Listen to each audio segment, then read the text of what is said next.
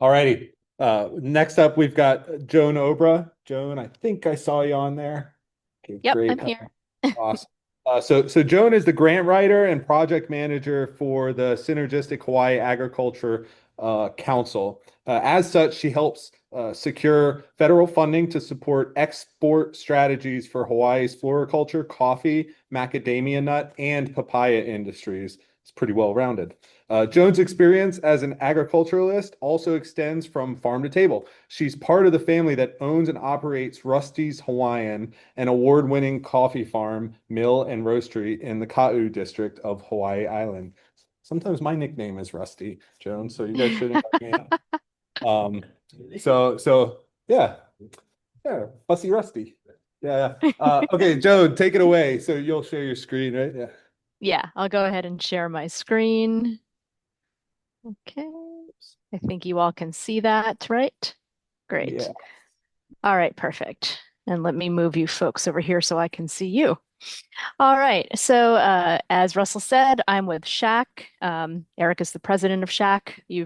I've been in front of the HFNA board multiple times, so many of you know me. And again, we are a consortium of now 5 different commodity groups here on the Hawaiian Islands. And the fifth association that we added this year as a full member is the Hawaii Chocolate and Cacao Association. And they're pretty new, so we haven't done a lot of stuff with them yet. As a reminder, this is what our membership structure looks like under SHAC. Each of the boards have 2 representatives, or I should say, like each of the industry groups represented has 2 representatives each on the SHAC board. And then we also have SHAC staff.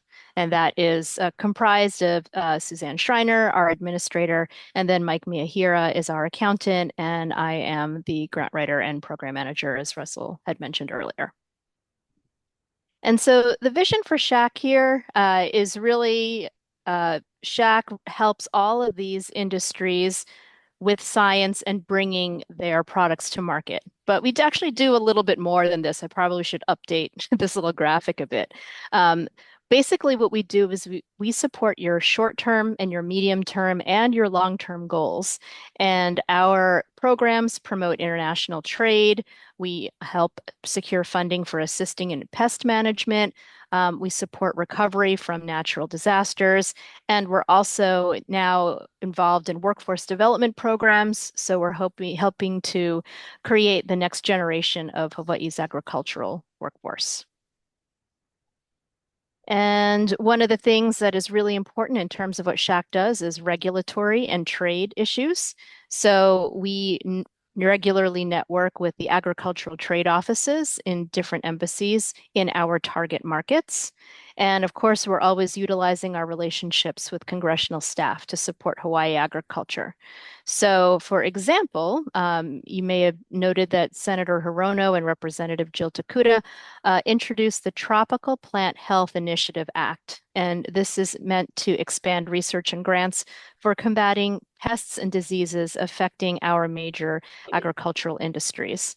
And our administrator, Suzanne Schreiner, actually is in Washington, D.C. today, and she'll be there for part of next week, if not all of next week.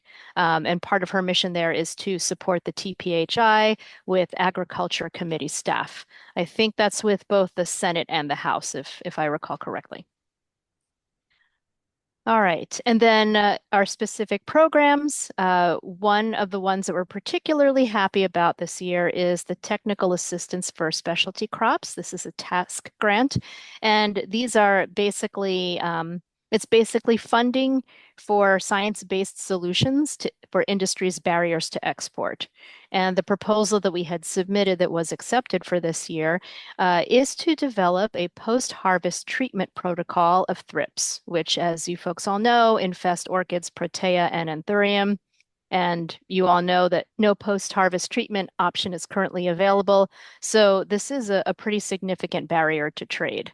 And it's expected that an export protocol would also benefit mainland exporters, folks, those of you here who are shipping over to the US continent of ornamental floriculture products as well. And then for our foreign marketing programs, we have MAP, which is the Market Access Program, and RAP, which is the Regional Agricultural Promotion Program. And this is funding for overseas marketing and promotional activities that help build commercial exports for U.S. agricultural products. And so, for your purposes, we use MAP funding in Canada to promote the floriculture and nursery industries there. And then also wrap, we use that in Japan. And so we'll look at some of the details here of the MAP funding. 2025 this year, HFNA has a total of $74,250 from USDA in MAP funding to target Canadian buyers. And for this particular funding program, SHAC requires a 10% copay, so $7,425. Our 2026 funding request is 120,000. And just so you know, we always ask for a bit more, knowing that they will cut us back. So you can see the difference here. I think last year I probably asked for about 120,000 or 115, and then it was cut back to the 74 that you see here. So that's why this number is a bit higher. And we will find out in November what the final allocation will be. As far as RAP funding goes, there are different tranches. And so there's 2024 was one tranche, and that funding extends from July 1st of 2024 all the way to June 30th of 2029. And then the 2025 tranche goes from January of 2025 to the end of September in 2030. And combined, you have here 218,000 from the 2024 tranche. And so basically what we did for the 2024 tranche was the bulk of the request. And so this consists of market studies in Japan, and then also we're looking at targeting two cities, two metropolitan areas there as far as sales goes. And one is Tokyo and the other is Osaka. And so that's why this 44,000 for the 2025 RAP funding is quite small because we are basically extending the program by 1 year here. If you look at, you know, June 30th of 29 to September 30th of 2030, that's really where this 44,000 goes. And the industry copay is much lower for this. It's 2% for this particular program. So Hefner is paying 4,360 for the 2024 tranche, and then $880 in copay for the 2025 tranche. Okay. And we have not yet started our market research or outbound trade missions. We are still seeking a marketing partner there. We had one proposal that came in that we thought needed to be tweaked and improved, and so we're still working on securing those improvements. All right. And then moving on to MAP, this is again where we're spending our money is in Canada. And these are the market constraints that we are facing in Canada. Traders lack awareness of new floriculture products, cost-effective shipping. Anyone who's in the trade knows that this is quite a big deal. Even with the negotiated rates that you have with FedEx, it still costs about twice as much to directly ship to Vancouver versus shipping to Seattle and then having it trucked over the border. And then there are also, the traders lack awareness of regulations on trade and other USDA issues. On the consumer side, consumers are largely not aware of Hawaii products, selling points, or their availability. They are quite familiar with flowers as a Hawaii product, but especially in terms of where to access them in Canada, that has been a challenge. And continuing on with the constraints here, you folks all know nurseries are lacking supply. Domestic demand is very strong given the supply that you have, and you had some key export nurseries that had closed as a result of the pandemic. And frankly, some of the Canadian regulations, those of you who are familiar with the CGMP, these are quite hard to satisfy. So as far as how we develop a market, we really like to go through 5 stages here. So stage one here is you're assuming that someone doesn't know anything about your product. And this applies to both traders and consumers, the same stages here.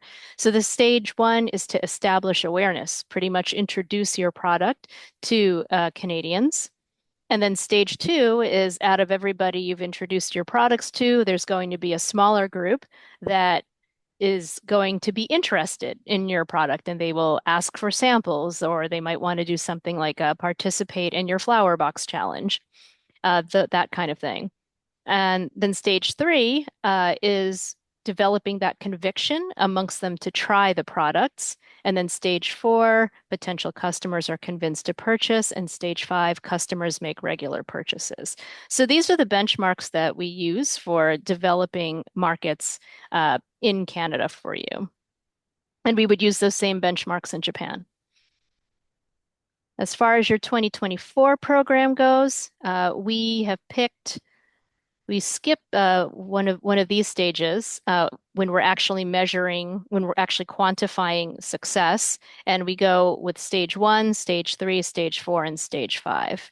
So for stage one, there were 106 Canadians that we raised awareness with, and these folks participated in last year's Fresh Look events, or they met HFNA and Harbinger, which is our marketing partner in Canada, at the 2024 Canadian Produce Marketing Association in Vancouver. So it was the Harbinger folks and Gordon who went up there to represent HFNA. Out of that group, there were 31 Canadians who requested samples or handled Hawaii floriculture products as part of our MAP activities. And so this included the traders at the CPMA show in Vancouver. And you also had two Canadian floral designers who led the Fresh Look workshops live last year, and three Canadian in-person attendees. So then out of those, there were 7 traders who purchased floriculture products for the first time. And out of those, and then there were 4 Canadians who were repeat buyers. So that was all traders. And as far as consumers go, all of these numbers pretty much come from social media, digital advertising, and digital promotions of the Fresh Look Expo, especially the webinar. And so these numbers are quite high as because social media has quite a reach. And the way that Harbinger does our programs is to use a targeted boosting. Excuse me. So they might take an organic post that is up on, say, your Hawaii Neotropica Instagram and boost that, or they might create very specific ads to target specifically to professionals in the field. So out of 4.44 million online impressions, we had 16,719 link clicks to HFNA's website to find out more about Hawaii floriculture. As far as 2025 activities go, we have sorry, I accidentally muted myself there. The Fresh Look Expo coming up, as you folks know, and we have 2 floral designers coming from Canada to join your live event to teach workshops. And Harbinger is also seeking to add a floral distributor to join the Fresh Look Expo as well. And then Harbinger is also going to promote the November webinar among the Canadian floral designers. And part of the MAP money also goes to creating that webinar that will be aired in November. In addition, Harbinger is going to conduct direct outreach to Canadian traders to get them interested in Hawaiian floriculture nursery products. And this year they are going to be using LinkedIn as a business-to-business tool. And now that you have printed your Hawaii Neotropica guide, they're also going to be pushing sales of that printed guide in Canada. And of course, I'd mentioned the Flower Box Challenge earlier. They're going to promote Canadian participation in the Flower Box Challenge via targeted social media and direct outreach. In addition, those folks, many folks of you here know Hitomi, right? Last year, what we did was we had influencer promotions online on Neotropica Hawaii social media accounts. And this was really to support Canadian signups for the Fresh Look webinar. It worked very well last year, so we're looking to repeat that this year. Those advertisements have not yet been created. I just put these up here because these are examples of what were done last year. This one's a video. I think this one I think is an animated reel. And there was another designer as well who we had done this type of promotion with. And what's really nice is that we chose people whose audiences on social media are your exact target audience. So, we would always love more participation in the program. And if you would like to do that, you can certainly reach out to Eric or Gordon. Um, and, we'd love to boost your sales to Canada from MAP-funded programs. And as part of this, we would just ask that you set up a system to track the sales from these events because not all of them are reported under the Hawaii export data. For example, if you are shipping to the mainland United States first, and then it goes up to Canada. Let's say, for example, you ship to California, and then it goes from California up to Canada. In US Customs data, that counts as a California sale and not a Hawaii sale. So we always have to remind USDA of that the sales are actually higher than they look under our customs data. And I actually use Canadian statistics to do a better job of tracking what goes where. Another thing that SHAC is doing this year is applying for the next round of the Kilauea Recovery Grant Program, the 2025-2026 program. This application is due in November, and you may remember, of course, that uh, you folks had received a $300,000 grant under this grant program for fiscal year 2023-2024, and that project is ongoing. It's a workforce development grant to train the next generation of leaders, and specifically folks who, after they get out of the program at Puna Flower Power, would have all the skills that they need to either launch their own businesses or become a manager at a nursery. And so we are continuing that. It looks like we'll be able to get an extension for that for this pot of money here. And then what we're looking to do is apply for the 2025-2026 program to be able to expand and grow the workforce development program. Along those same lines, SHAC is also applying for an EDA 2025 disaster supplemental grant. And this is the reason we are eligible for this grant is because of the fires that happened in August 2023. So you remember that Lahaina, of course, bore the brunt of the devastation here, but you also remember that there were fires on our island up in the Kohala area that actually, if I remember correctly, caused some evacuations and shutdowns of resorts in that area. And so for that reason, Hawaii Island is included in the disaster declaration. And since we don't have since we don't have a lot of physical devastation to recover from on our island from that particular fire, what they are looking for us to do with this grant is to demonstrate how we would strengthen our local economy to be more resilient before the next disaster, because we know the next disaster will come at some point. The biggest requirement here for this disaster grant is that any project that we propose has to be in line with the 2045 County General Plan. And this plan emphasizes workforce development programs, starting from the high school level all the way through the professional level. And luckily for you folks, the plan also specifically cites locally grown flowers as a growth opportunity. And so to support our proposed project, Gordon and I have been having various meetings, had meeting with UH Hilo and UH Manoa, and to support our proposal to expand the workforce development program, Gordon has said, let's use Puna Flower Power as a site for intern programs throughout the year and in the summertime. So Gordon has said, let's do some intern programs for students from UH Hilo during the school year and then UH Manoa during the summertime. And those will happen independent of whether or not we receive this grant.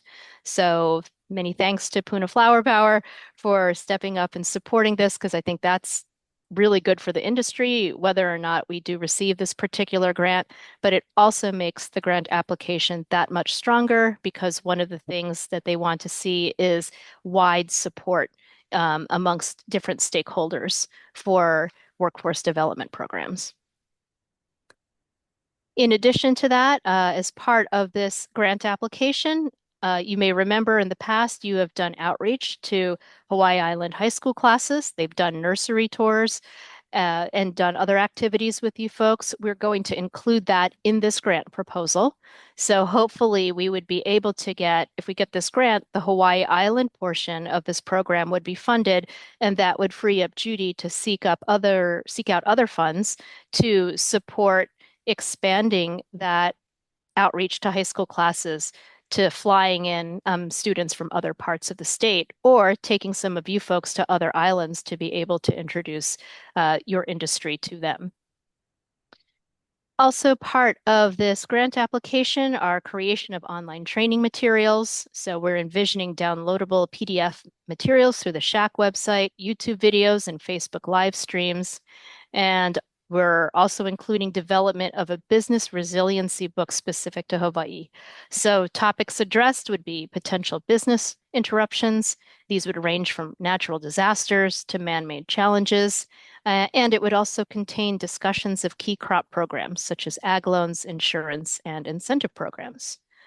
So that pretty much caps off what we at SHAC have been doing for the floriculture and nursery industry.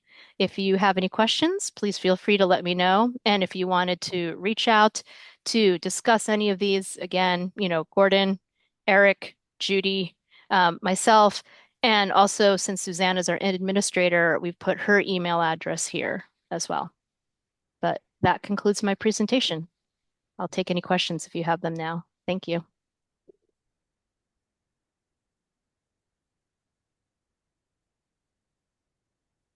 Questions?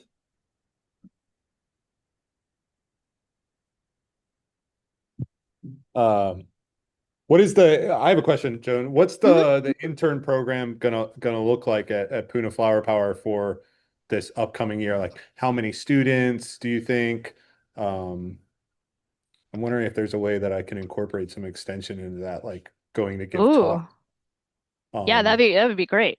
part Um, of the training, at Puna Flower Power. yeah, that would be fantastic. We have just done our initial meeting, so it looks like, and if Gordon is there or they're on Zoom, he can correct me if I'm wrong. But my current understanding is that it's two per semester, Okay, yeah. and yeah, is Gordon here or is he not I here? don't see him. No, I don't Okay. think. All right. Yeah. So we're looking at starting in January of 2026, and we're looking at doing two per semester. So during the school year, you would have those folks coming in from UH-Hilo. And then Gordon and I also met with Tessie recently, and I don't think we had set a specific number there. Part of it just depends on who's able to be on this island, right? Yeah, yeah. Since she teaches folks over at UH Manoa. Sure. Well, sure. Let's think about it because yeah, I went out to PFP a bunch with and I met their Mhm. interns, their last interns, and it seemed helpful to have me come out. So maybe it would be fun to do some extension to them. Yeah. Yeah, we would love that. And again, I mean, we're looking to develop marketing materials and instructional materials. So maybe what we do is have what if on a day that you're there, we could have a videographer or photographer follow you Oh around if yeah. that's okay. Yeah, it would be great to film it and then make it available for other people also. So yeah, Right, let's exactly. cool. Yeah, we'll stay in touch. I'm excited to hear you say that. Thank you very much. I'm excited too. Well, thank you, Joan. Thank you.